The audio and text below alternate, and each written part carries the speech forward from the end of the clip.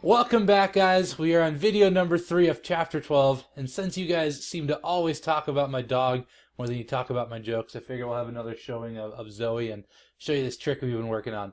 Zoe, shake. Shake. We'll get it one day. Anyways, thank you to my wife for being the camera person. Maybe she'll join us later in the video. No thanks. Alright, so just me this time. Anyways, so since nobody else wanted to be in the video, figured, hey, come back to school, I'll make it myself. So today we're going to talk about FDR and the New Deal, and at this point, really, it's kind of slow. Not everybody is on board with the New Deal yet. I'm talking more specifically about people like Huey Long, who is the governor of Louisiana, Dr. Charles Townsend, Father Charles Coughlin. I mean, really, all these individuals are against him, and they are almost in a way kind of forming a pact to not really overthrow him, but it's just going to be a difficult time for FDR, and he needs to figure out a way to get the people on board. So his next plan, his next policy that's going to try to get people on board is going to be something known as the WPA. Now, one thing about FDR is at this time, the Supreme Court, again, they do not necessarily like him. They do not necessarily like the New Deal. A lot of the laws that they pass, they come back as unconstitutional. So the NIRA, which we talked about in our last video, at this point now is deemed unconstitutional. And this happens in 1935. And the reason that that date is so important is it's an election year. And because it's an election year, he has to figure out what he can do to get more votes. We know in 1932 he absolutely crushed President Hoover. And it was a landslide victory. It was not close whatsoever. So because of that, in 1936, he needs to kind of get to the people. And the way he's going to do that is he's going to key most of his speeches, most of his addresses towards the working class. And the working class, again, they are the ones that are struggling the most. And what he's going to do with the creation of the WPA is this is going to be used to build even more public works projects. Now, not just we're going to build a school here and there. In 1935, he asked Congress for $5 billion, with a B, billion dollars. And when all is said and done in the 6-year tenure of the WPA, $11 billion, again with a B, is going to be used to try to get people back to work. So again, this was mostly highways, public buildings, schools, hospitals, but there's also a controversial aspect to it, something that was known as the Federal Number 1 program, which was a part of the WPA. And the Federal Number 1 program is going to give support to artists, musicians, and writers. Now, this is going to upset a lot of individuals because they think that public works should be building things, not necessarily just painting murals. And I shouldn't say it like that, just painting murals, because they do a lot of work. I mean, just looking at the image there on the right, one of the things that come out of the Federal 1 program. But people, again, they're going to be upset regardless. But Federal Number 1 was a very controversial program because it gave money to the non-traditional public works. Now, also because he wants to gear everything towards the groups, the working class, he also passes something known as the Wagner Act. Now, what this does, it guarantees workers the rights to organize unions. And really, essentially, what this is going to do is it's going to get rid of those kind of shady employers who are going to kind of like blacklist individuals if they try to start a union. They're going to fire people if they try to start a union. Now, he knows that the working class wants to form unions, so therefore the Wagner Act is going to guarantee it. And again, pretty much the way that this is going to be done is the CIO, which is the next organization to fall under the Wagner Act. They are going to kind of be the ones who organize all of these unions. And they send somebody out. This individual is going to go to the different workforces. He is going to give a speech as to why unions are going to be good. So some people, this is pretty crazy, but just going and talking to people about forming a union actually got them beaten up. They were actually physically assaulted because of that. But regardless, the CIO, they're going to be set up to organize industrial unions, and basically it's just going to be a blind ballot. And what that means is everyone who works there, they're going to have a piece of paper, check yes, check no. Regardless, it's going to be voted, and whatever the winning side is, that's if they're going to join a union. And really, the big thing about this is it's going to help out with wages. The new laws, they allow for something known as arbitration, meaning that both the employers and the employees kind of sit down, explain their side, and in the end, an arbitrator is going to say and determine who gets the money. Now, with it, even though there was organizations and there was unions, the CIO, the Wagner Act, all that good stuff, people still are going to be upset with their wages. Sometimes arbitration did not work out in the employee's side. Just was not easy to always win those cases, because the arbitrator, they're like a judge or a jury. They are impartial. They're going to look at the facts. If there's no money there, well, they're not going to give a raise, because it's just gonna make that company go under. It's just going to make them go bankrupt as well. So the next thing is how do these labor unions, how do these people actually strike?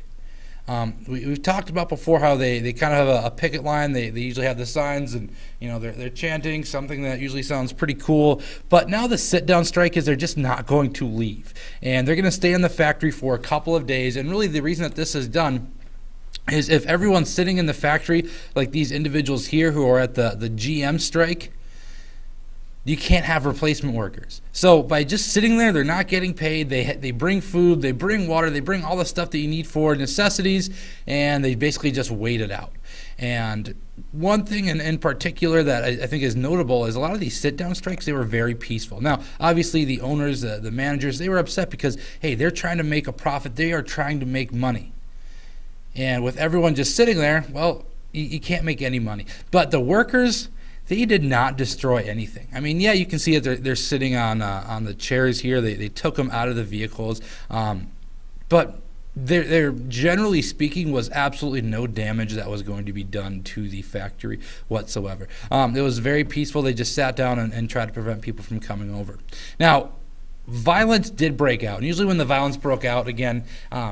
It starts off with police officers, and I feel bad because I always talk about police officers during this class, and when I talk about the police officers, it's generally not in the best light, and they have a tough job, but eventually some of these strikes, police officers are going to get involved, and they are going to launch tear gas into these factories. Now, this is going to cause a little bit of violence, and who does it look bad on? Looks bad on the police officers. Look at these people here on the right. They're just sitting there reading the newspaper. Not quite sure what this guy is doing here, but by launching in tear gas, it kind of causes a panic. It causes almost like a mini riot. And who do we blame? Well, not the guys that are just sitting there. We're going to blame the police officers, as always. So this is going to give unions much more recognition, but sit-down strikes is going to be kind of a new, I'm not going to say a fad or a craze, but it's going to be a new way to kind of have a different type of a strike. And the last one today, the Social Security Act. Now, much like the FDIC and the SEC, the Security and Exchange Commissions, the Social Security Act is going to be one of the biggest, I can't stress it enough, the biggest thing to come out of the New Deal. And FDR has been working on this. He's been tweaking it for quite some time. And really, he looks at the Social Security Act as almost like an insurance program. Now, what this does, and it's something that still is going to be around today, but it provides security for the elderly and the unemployed workers. So really what this is going to boil down to, at this time, when you were 65 years old, you were allowed to retire. And when you retire, a lot of people question, well, what are you going to do? How are you going to make money? At this time, again, people didn't have their savings account. They don't necessarily all have a 401k or a traditional IRA or a Roth plan. Both of those are going to be different retirement accounts. So when people wanted to retire, it was, all right, I have this much money in my account. I can use this much per week or per year. And if I don't have that much, well, then I got to go and find a job when I'm 80 years old that I'm going to be physically able to do. It's just going to be very, very tough. So because of this, if you were elderly or unemployed, you were going to get some benefits. Now, his belief was that workers, they earn the right to receive these benefits. And the reason that they earn the right to receive these benefits is they pay a premium. Much like if you have life insurance or health insurance, there is a premium that you have to pay. And once you pay that premium, you are guaranteed the right to have those services. Now, but the hard part is, and the harsh reality is, here are people during the Great Depression that don't have a ton of money. They don't have a ton of additional income. They are lowering taxes, but they're taking out this Social Security money from people's paychecks. So they're upset. They're thinking that I should be responsible for this myself. It should not be the government's responsibility. If person A is responsible and person B is not responsible, it shouldn't be up to person A to fund person B's retirement. That's kind of the look at it. But it is something that is going to be beneficial, especially when you do reach that retirement age. But, talking about some more things that happen with it, if you don't have a job, you also receive compensation. This is going to be a big program that's out today. So what I don't want to hear is you guys saying, oh, I don't have a job right now, I'm going to go file for unemployment. Here's the thing. All of you have a job right now. Your job, according to the government, you are a student. It is your job to watch me make these awful videos. But unemployment insurance is going to also be out there, and people are going to be able to take advantage of that. Now, kind of talking about some negatives, it does not help farmers. So the individuals that are farmers, they do not get any Social Security, and also domestic workers. And what that means is people who more work within a home, not necessarily a business, which is going to collect tax money.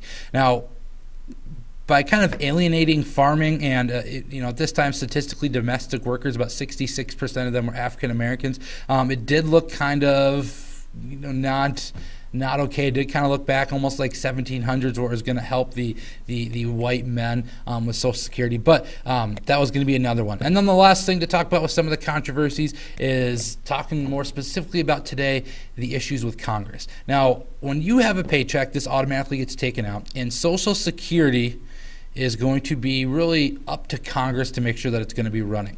Now, Congress can take money out of our Social Security funds. And this isn't me just saying, blame Congress, blame government, because I think we have a really good government. I think we are set up for a lot of success with our government structure. But Congress can take money out. They do not have to return it. So right now they are discussing funds, how they are depleted, and Congress is really taking a lot of blame and a lot of heat for that. But nonetheless, Social Security is going to be a big program to come out of the New Deal.